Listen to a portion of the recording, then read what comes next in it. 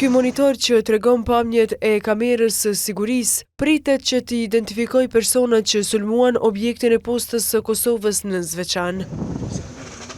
Sulmuesit u kujdesën që dëmet brenda objektit të jenë të mëdha.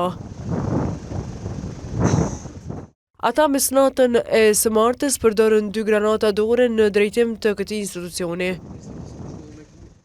Njëra nga ato që ishte M75 shpërtheu me njëherë gjatë sulmit. E tjetra qëndroi në vendin e ngjarjes deri në ardhjen e zyrtarëve policor. Ndërsa shpërthimi i granatës së dytë është bërë në mënyrë të kontrolluar nga një siti për deminim nga Policia e Kosovës. Zëvendës drejtori i policisë për rajonin e Veriut Veton Elshani thotë se nuk ka të lënduar, por vetëm dëme materiale.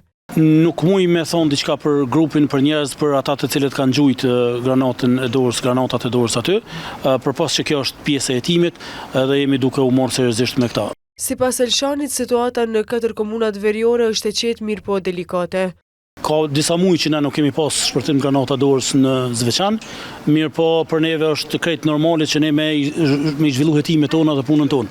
Ajo që ka ndryshu prej disa muajve më herët është që ne kemi një numër shumë të madh tash të policëve jo shqiptar, janë dikon rreth 60% policë që janë jo shqiptar, edhe që ne jemi duke na mundson me kry punën shumë mirë. Sulm terrorist dhe tentim për friksim ndaj qytetarëve, këtë sulm e ka parë kryetari i komunës së Zveçanit Ilir Pejci. Na mendojmë se vetëm e kanë të qytetarët, për të shtypur frikë të qytetarët.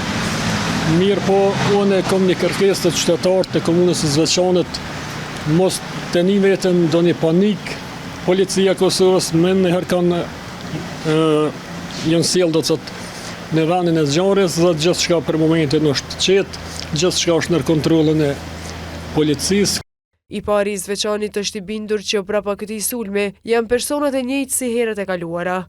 Parafërsisht janë në grupi i njëjtë. Mundet me pas lëvizje të personat mirë, po grupi është i njëjtë.